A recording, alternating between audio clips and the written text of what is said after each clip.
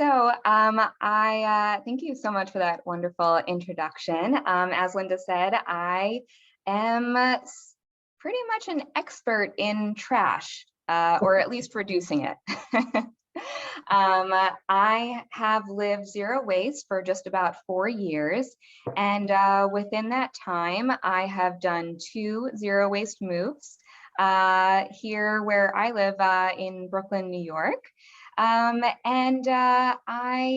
on my free time, give talks and presentations and workshops on how other people can learn how to reduce their waste in their life, in their home, at their workplace, in their communities. And I really enjoy especially doing it with faith-based groups because I actually got started on this zero waste journey through my own faith process. I work, when I'm not doing zero waste talks, I work for a Jewish organization known as Avodah. That's a Hebrew word which has a few different meanings, meaning work, service, and worship. They're all related to each other in their own way. And one thing that when I tell people that I'm zero waste, the #1 question I get is why? why do you live this weird, crazy life? And it actually started as a little bit of a challenge, a personal challenge that I gave to myself while participating in a fellowship program through my job. We have something known as a Jewish leadership opportunity, affectionately nicknamed JLo project. And as a part of my project during the year, I was thinking about what kind of project I wanted to take on that could further social justice in the world in some way. And I was thinking about all the things that I really cared about. And I kind of realized that if I wanted to make an impact, the thing that I really wanted to make an impact on was environmental justice and our Earth, because I thought, while I really can't stand for anything if there's no planet to stand on. So that became the thing that I really decided to hone in on. And I was thinking, you know, what can I do as a single individual to make an impact on our planet? You know, this was back in 2016, 2017, and I was thinking, well, I'm not going to get the US signed back on to the climate treaty. I'm not going to stop an oil pipeline. I'm not going to get everyone to stop using single-use plastic. So what can I do as just me, Amanda? And I was thinking, well, the one thing I can do is the same thing everyone can do, and that is change myself. So I decided to start there.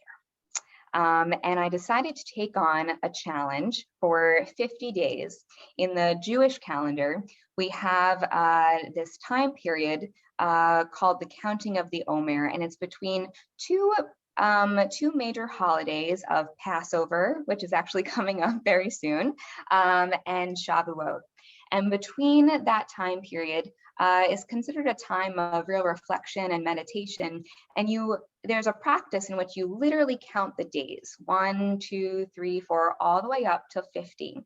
And over that course of the 50 days, it's a time for us as individuals to really think about who we want to be going into the next holiday, who we want to see ourselves as, and how we can really better ourselves. And there are different meditative practices, like there's a practice called chesed, which is Hebrew for loving kindness, gevura, which is discipline, like self-discipline, and being more disciplined within ourselves and what we want to achieve, and different aspects of that. So I decided that not only would I be counting the days, but I decided to count my trash. And over the course of those 50 days, I learned, and I'll admit through many mistakes, how to actually go zero waste. So I started by first doing like a trash audit with my own waste bin. I went through my own trash can and I started to look at my trash, and I literally pulled out the pieces of trash and tried to figure out what is in here that I used for maybe 30 seconds and will then be in a landfill or in our ocean for the next 500 years. What in here has a better alternative? What in here did I purchase and really didn't think through, and maybe I didn't really even need, maybe it was an impulse buy? What in here is something that caused a lot of harm in the world, maybe came from somewhere where people aren't being paid fairly to even make that product, or has serious environmental damage, or has no way of actually breaking down. And I started looking at the things that I was directly responsible for in my own purchasing power of buying those products. And I started to do a lot of research to figure out what I could actually make changes on, and started to incorporate those changes into my process. And I actually began keeping all of my waste in a 16-quart mason jar that I still have today. I'll show you, of all the trash that I have had for the past 4 years.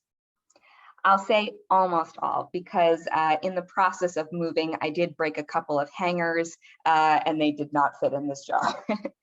I also made a big mistake of trying to do a little too much too fast. And I got very excited about this new lifestyle. Maybe some of you have done this, where you've made a big change in your life and you decide to go gung-ho, and you're, all in, and then you realize, I made a mistake, I gotta dial this back. And I took my trash jar like this to the beach one day, and I was picking up all the trash that I found in the beach, all of the plastic forks and the straws and the potato chip bags, and I was putting them all in my trash can, and I sealed it up, and I was walking back to the car, and sure enough, I dropped the glass jar. And then not only did I have to trash all the trash I just picked up, but then I had to trash my trash jar. So I've certainly made more than a few mistakes along the way. But eventually, over the course of those 50 days, I did learn really how to incorporate it into my own lifestyle, and how to do it well, and how to be consistent with it. So today, I want to share some of those things with you, so that maybe you can start making some of those changes yourselves too. So I'll go ahead and start sharing my slides with you.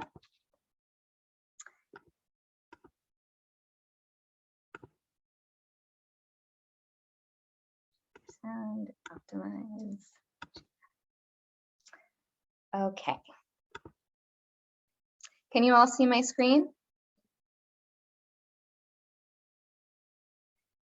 Just shout out to me if you can't. Yes. Otherwise, I'll assume you're good to go. Wonderful, thank you.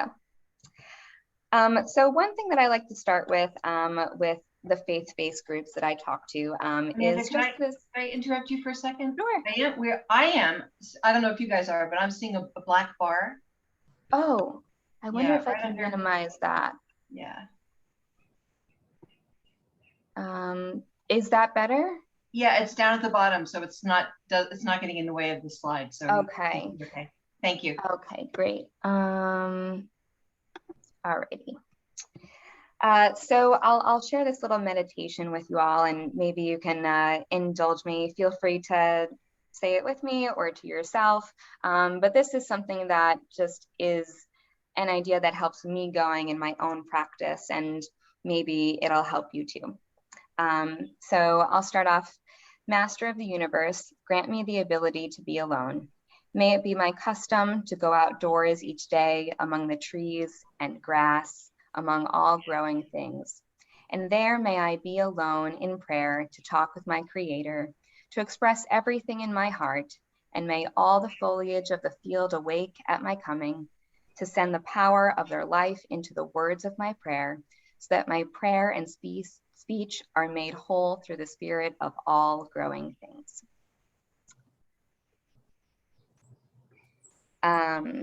So with that, I guess I'll start trash talking. So average, I'll give you a little bit of background as to why I do what I do and why I think all of us are really looking for something that we can do to change the situation that we're in. So the average American throws away about 4.4 pounds of trash every single day. So you can imagine in a household, if you have a typical family of 4 or others, that adds up very quickly. I took this picture while at a farm, if you on the right, at a farmer's market actually, because I thought it was just really unfortunate that when I look at the trash that we are consuming so often and what really ends up in our waste and in our waste streams, in our landfills, in our ocean that gets burned and then spewed into our air. A lot of these things are all disposable items. You can see the majority of things in this trash bin, which by the way, is at a farmer's market. So this is, with people who are, thinking a little bit more environmentally consciously, I think. And you can see most of it is all disposable cups, disposable bags, napkins, things that we can really be reducing just by simply having our own stuff with us, refilling. And one thing I tend to ask people when I talk about zero waste living is, when we throw something out, what do we say? We say we're throwing it away. But can anyone tell me where away is? Where is away? Away, just because it's out of sight and out of mind, doesn't mean that it ever actually goes away. Our trash goes into landfills, oceans, can be burned or recycled. And if we're each making about 4.4 pounds of trash every day, that adds up to over 1,600 pounds a year, which is a ton considering how many people there really are. And where does that trash go? Well, other than the obvious places, a lot of it ends up in places called Great Garbage Patches, which are essentially floating islands of trash in the middle of our oceans. The one closest to us in the US is 5 times the size of Texas, and Texas being one of our largest states, and we have just these floating garbage islands that are even 5 times the size of that. And that's not even the biggest ones out there.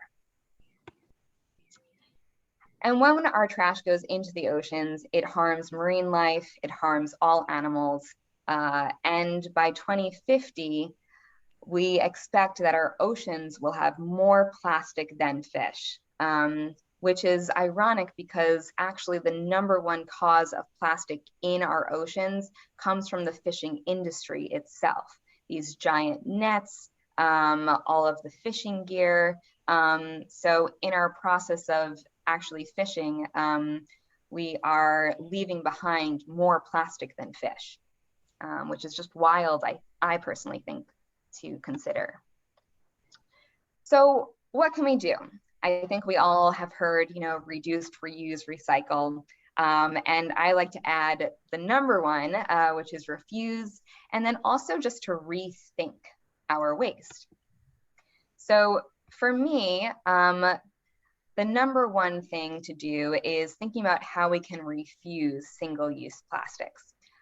So that might mean bringing reusable containers or utensils with you when you go out for food on the go.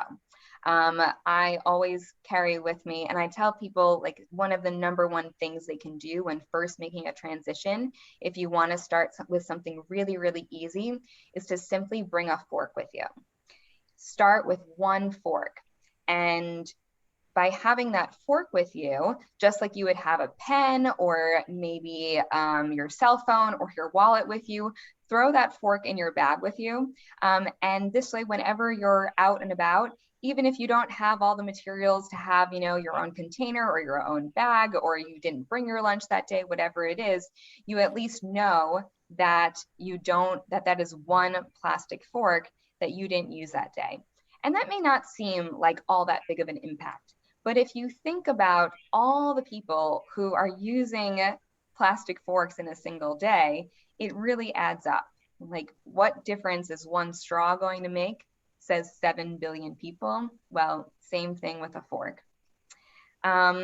Switching to reusable water bottle instead of single-use plastics, bringing a reusable tote bag instead of taking a plastic bag, just having items on you that will help you to refuse the single-use plastic that's out there. 1 million plastic bags are used every single minute. I don't know about where, if you have yourselves city or county laws that that work to ban plastic bags or put like a little bit of a tax on them. But in New York, I think we were a little bit behind. A lot of other states were already doing this, but we actually have now a 5 and 10 cent bag tax whenever someone asks for a plastic bag. So you can certainly have a plastic bag, but you're gonna have to pay a little for the environmental damage that that plastic bag causes if you don't have your own with you. I personally, I carry a bag that like folds up. This way I can just stick it on my keychain, and then I always have a reusable bag on me to make my life a little bit easier. Plastic bags are really very rarely recyclable. It's a film plastic, which is a pretty low grade plastic. They can sometimes be recycled into new plastic bags, but a lot of recycling facilities don't follow through with that, even if they're supposed to, because it's just cheaper to buy new plastic bags or what is called virgin plastic bags in the industry, as opposed to the recycled ones. And plastic truly never really breaks down. It just gets smaller and smaller and smaller. And I don't know if anyone saw this news recently, but for the first time, microplastics were found in human blood. So there is no escaping this plastic, unfortunately. Shopping locally, if you have it available. Not everywhere has it available, but shopping locally at farmers markets and in bulk. What I mean by in bulk, I don't mean necessarily just like a Costco, if you have that near you, but what I mean is bringing bags with you, like cloth bags, and filling up, instead of buying, let's say, rice or beans or spices or snacks in plastic bags, which is usually what we see on the grocery market shelves, but filling up in our own bins, like bins like this, as you see on the right, and bringing your own bags with us.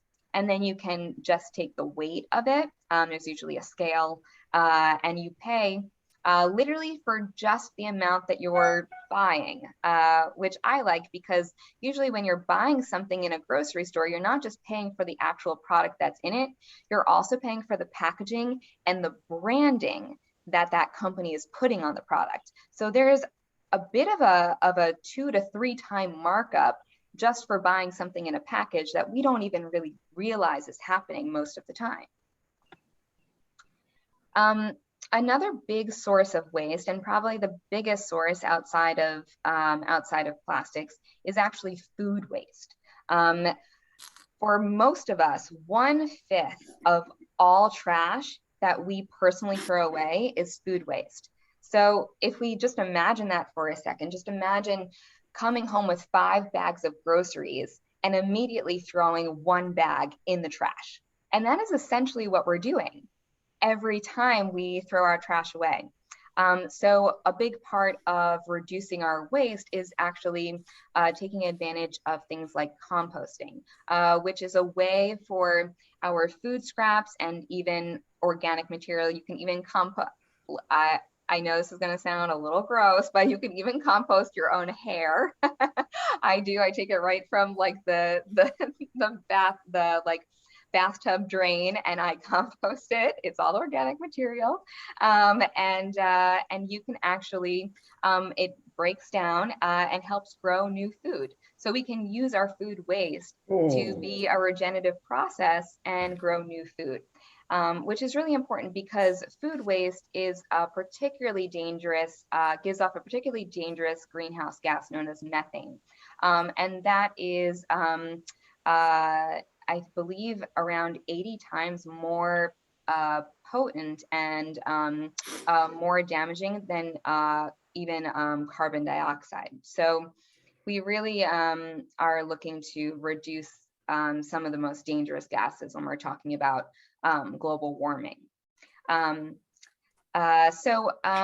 If you don't have the ability to compost at home, which you can do even in your backyard, or you can actually have like one of those composting bins that you rotate, and you can use the soil that it becomes. It's kind of known as a black gold in the gardening world. You can use that to refresh your plants and your own gardens if you have.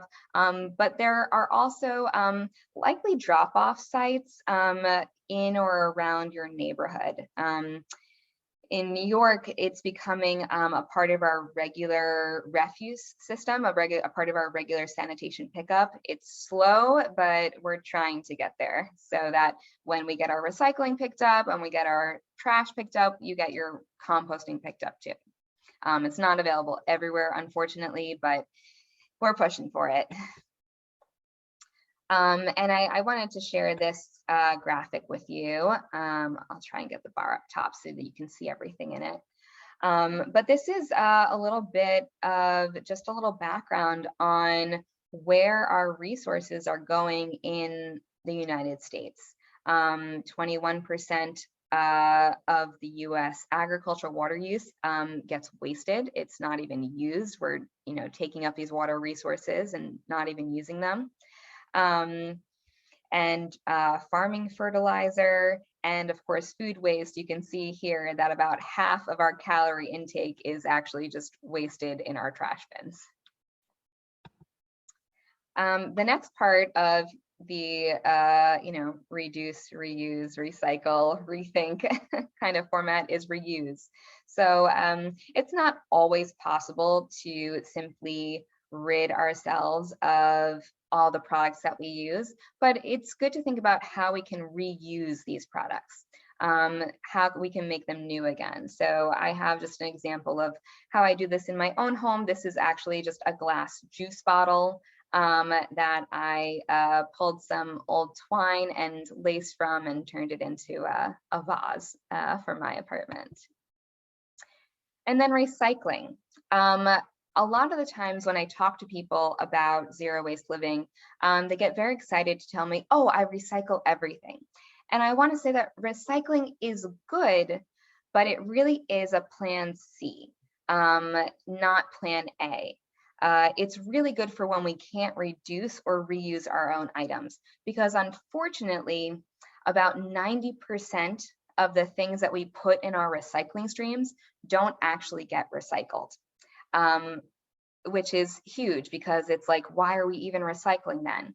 But unfortunately, recycling works best when there is an actual second market for those items to go to.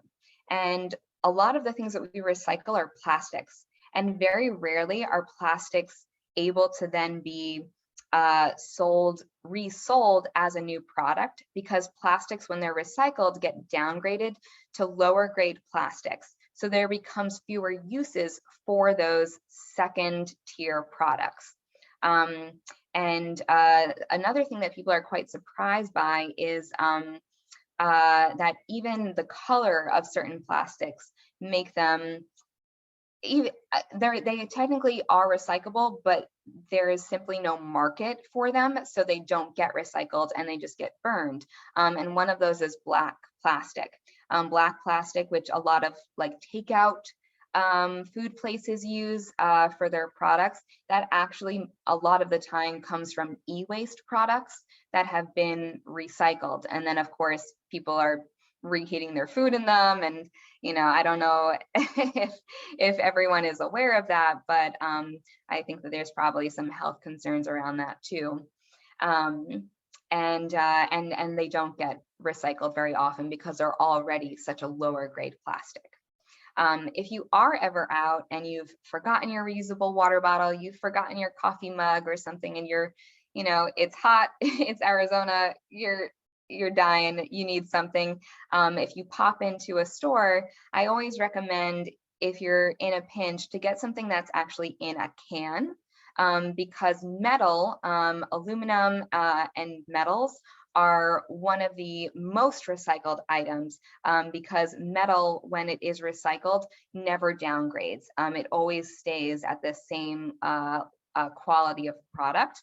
And typically, when you put a metal can into your recycling bin, it is recycled and put back on the shelf in about 60 days, which is really impressive and probably the best form of recycling that we have at the moment.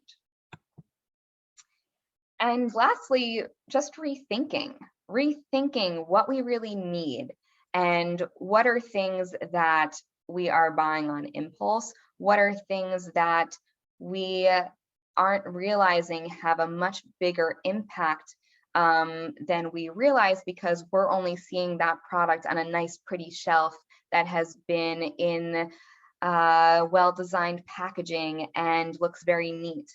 But when buying anything, when we are thinking about the impact, it's good to think about, where did this come from? How many resources did it take to make? Who made this product? Are they being paid fairly? Are they being treated fairly?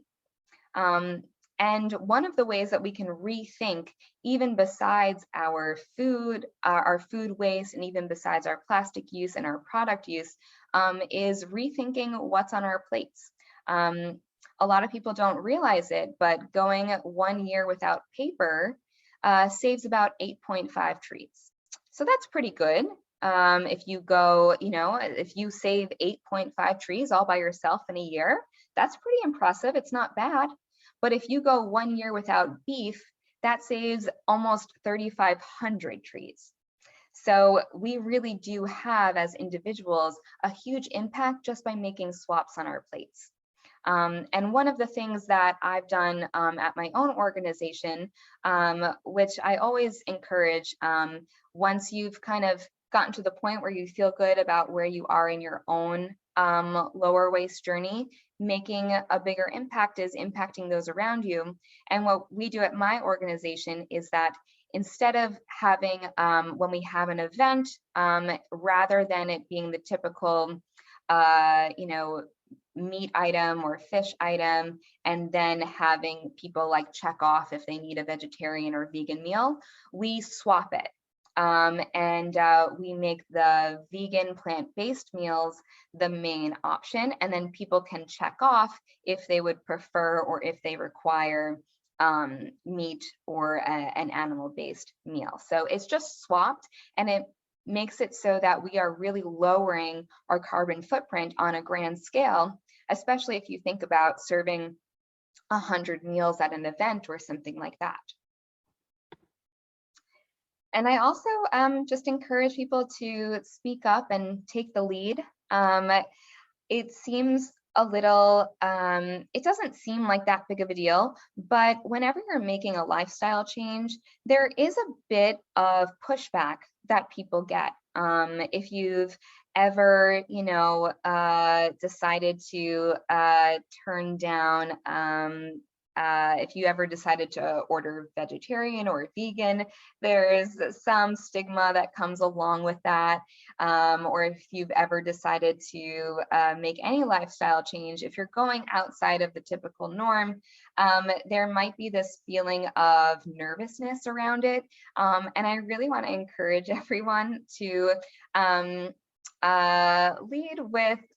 lead with their values and lead with what feels most right to you. And a lot of those conversations actually lead to really great outcomes. I remember the first time that I was shopping in bulk, and I went up to the counter person who to the register, and I thought, oh no, this person is going to absolutely hate me because they're going to have to weigh every single one of these bags and put every item in by hand, and I'm going to be their worst customer of the day, and they're going to have to call the manager over to help them, and it's going to take up the line. And I just got so much anxiety about it, and I did it anyway. And it turns out that, you know, the woman at the register was like, this is so cool that you did this. I wish everyone did this. Like, I hate how much waste there is.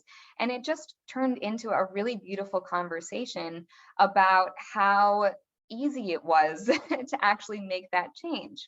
So I just want to give you that bit of encouragement, to don't feel obligated to give into something that you don't really want. Don't feel obligated to take, you know, the items that are given out at a conference, or that just are there because they're free, when you know that they're going to end up in your trash can at home. Bring your reusables. People might look at you a little funny if you, you know, are going for takeout and you hand them your own little camping bin for food, but it really starts really nice conversations, and at the end of the day, it makes, I think anyone feel good knowing that there's a little bit more good in the world that they did that day. There's a question that comes up, can anyone go zero waste? And unfortunately, a lot of the zero waste world, we don't live in a zero waste world. And unfortunately, a lot of the places around us are not zero waste.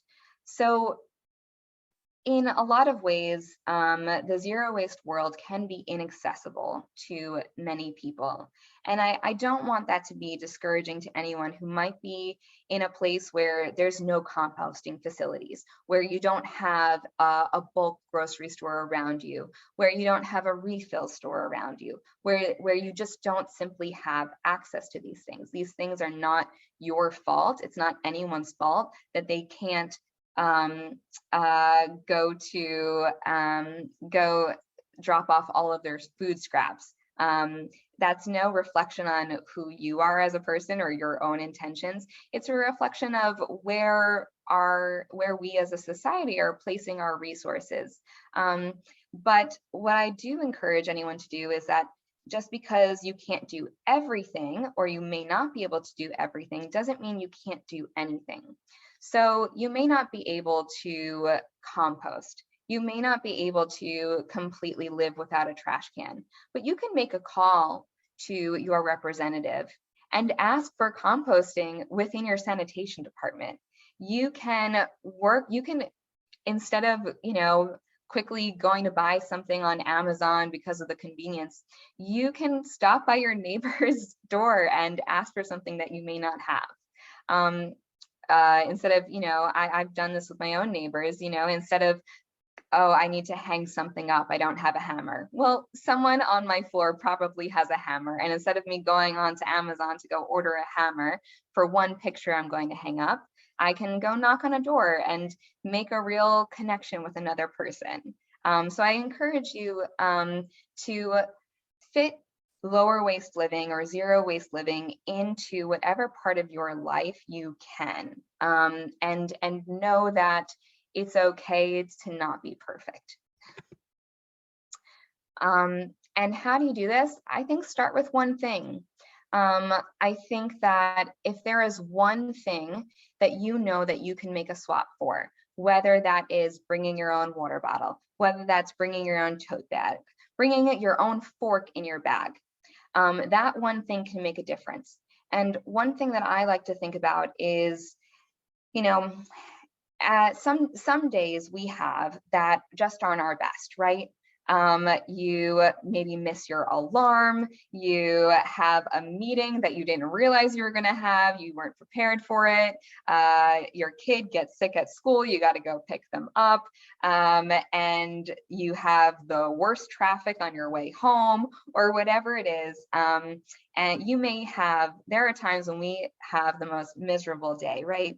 But if you, at the end of the day, can pull out your bag and you see that fork in there, and you know that there is one thing you did that day that made a little less damage, a little less harm in the world, that gives us as people a sense of pride.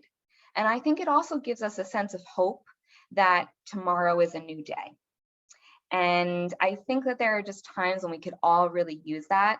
And so by starting with one thing, that gives us the encouragement to do another and another and another.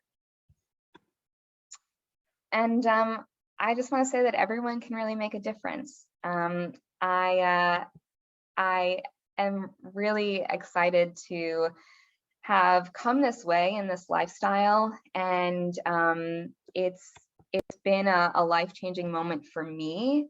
And I have a bunch of items here that I keep as like show and tell, just so people can physically see like the swaps and what I do. And I don't know, like there are some things that I would have never considered before living this lifestyle. For instance, I make my own hair gel now.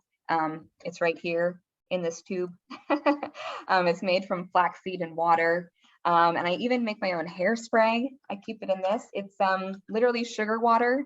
And it works so well. I've heard before, and I take it with a grain of salt because I read it on the internet. But I heard that even Elvis Presley used sugar water as hairspray.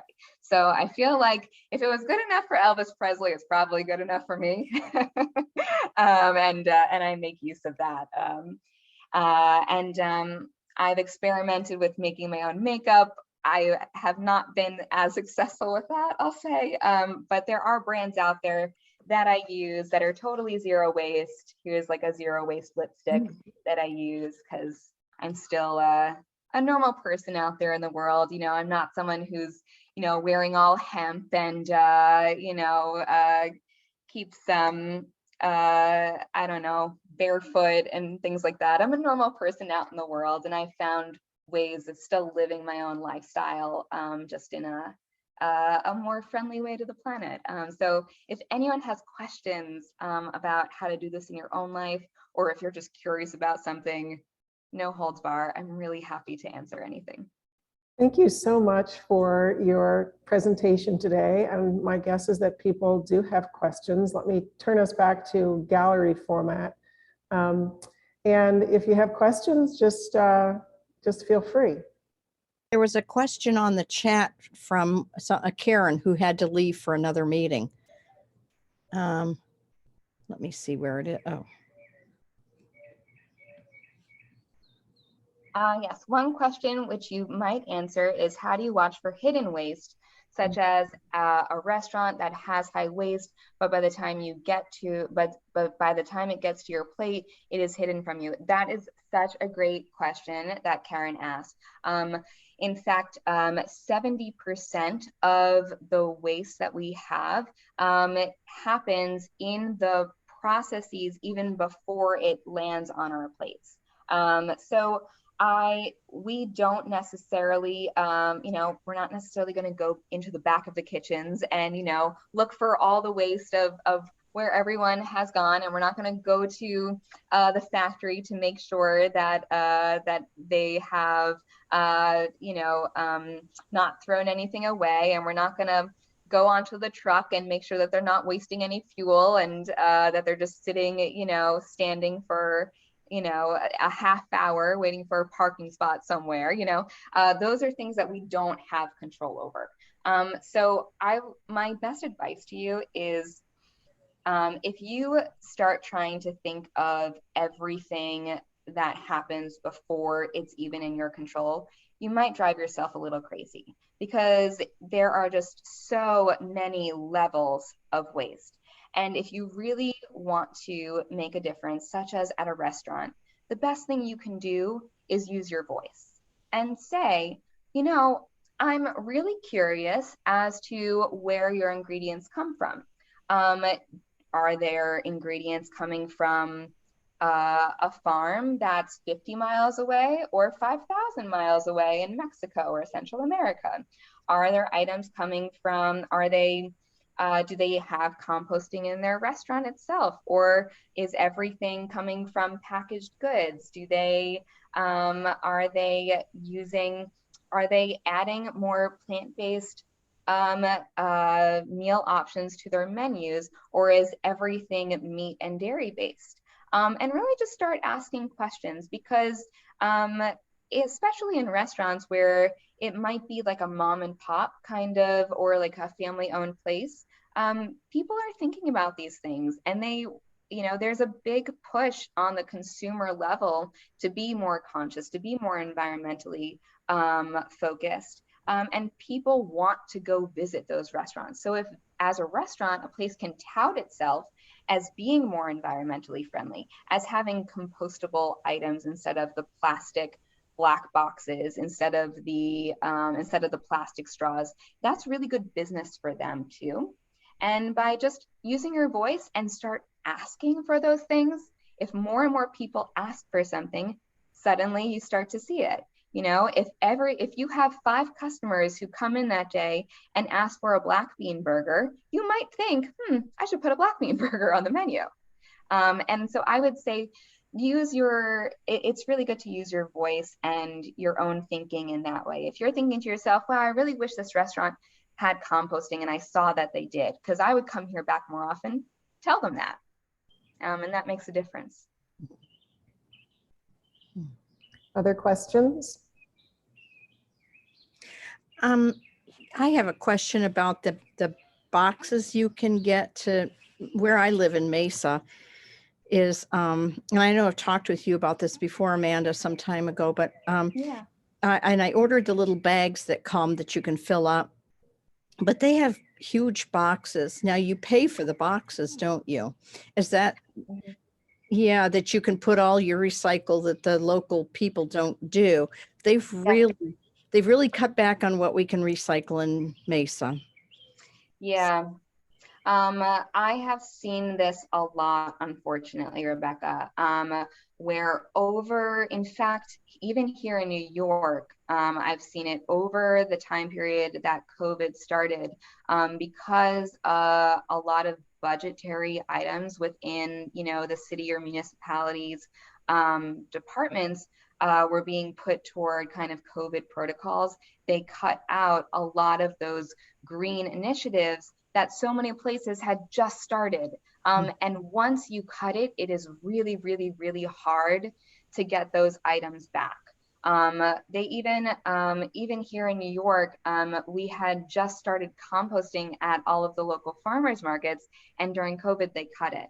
And we're only just starting them up again. And I got lucky in that I'm involved in a community composting site where volunteers, we just do it ourselves every Sunday. But not everyone has that available. I really think that like talking to your representative in places, especially where something has been cut from the budget, being quite vocal about it and being organized. It's one thing when one person says, we want this, but if your entire church comes together and says, we want this, and you team up with another church or a mosque or a synagogue or a temple, and you all come together and say, as faith-based communities in Mesa, where we deeply care about the sustainability of our community and our planet and how we treat it, this is something that's important to us, and we want to see this in the budget. That makes a real difference. And I have in my own home, and it's not cheap. I have this TerraCycle box. It's full. It's actually full. I use a medium-sized box, and I buy it once a year. And that's where anything that I have that comes into my home that I don't have a recycling stream for, I put it in this box called the TerraCycle box. And this, I want to emphasize again, is a form of recycling that is really Plan C or Plan D, which is why I have one box for the entire year. And it's not even a large one, it's a medium-sized one. It's about 2 feet tall. And I was going to actually bring it down to send it to the company TerraCycle, but I wanted to keep it on here for screen just for you guys before I did that. But I do purchase it once a year, where I put things in here that aren't typically recycled. Things like let's say like a toothpaste tube.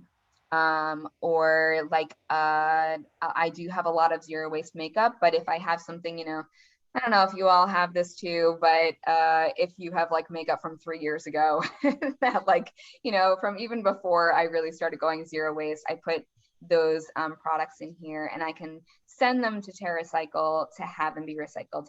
But it's not cheap.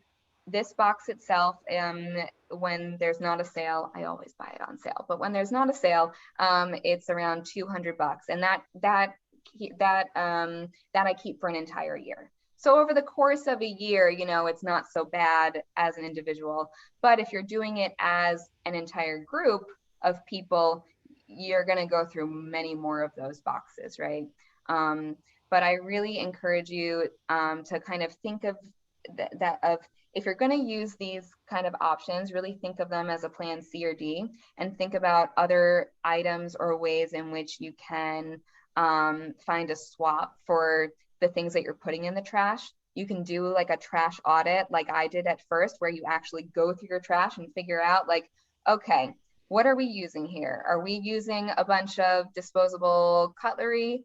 If we have an event, how can we get people to not put stuff in the trash so much? Maybe we can ask people to bring their own plate, or even their own Tupperware. It makes it very easy because they can just seal it up. You don't need to worry about it getting messy. Bring their own fork. This way we don't need to have these things out after Sunday service, after a fundraising event, after a meeting.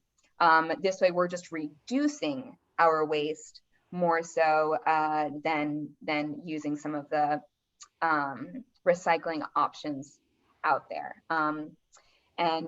So yeah, I would say really try and think about reducing, using your voice to advocate. You know, it's one thing when you're one person, it's another thing when you're an entire community of faith-based affiliated congregations. It'll be a lot cheaper if those things are done, because then you'll need fewer boxes like this. Mm-hmm. Michaela? Yeah. Oh, so I had a thought and a question, because I've been trying to be zero waste for a couple years, and whenever I do have to buy something in a container, I try from the choices that I have to pick the one that has the best reusable container that it comes in. Like, you know, something I could cut in half and turn into a little organizer bin, or like, you know, fill with something else and give away or something like that. I love that. That's awesome. Which is, you know, just like training yourself to think about your containers differently is super helpful. Yeah. And then my question was, what was the hardest thing for you to give up or figure out how to do without? Mm-hmm. And I'm especially curious about things that like everyone needs, like toothpaste and things like that. Like, what do you do? Yep. Yeah.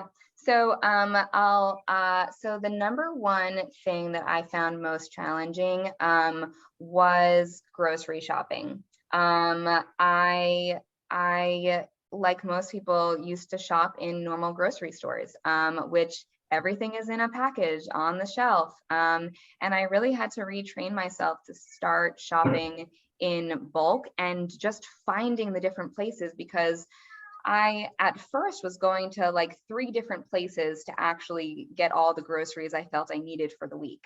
And then I figured out like, okay, well, if I use my brain a little bit and actually plan out what I want to eat that week instead of having all the options available, then I can just go and buy for those things. Like I always have like things that are like more shelf stable, like rice and beans. So this is like some black rice that I have here that I filled up. And I also like totally reuse, like you said, like finding the right kind of container. So this is like a little ice cream container that I had, and I keep like my pepper flakes in there for like seasoning. But like, you don't need to get fancy. You don't need like any kind of special. You don't need to go and buy something new.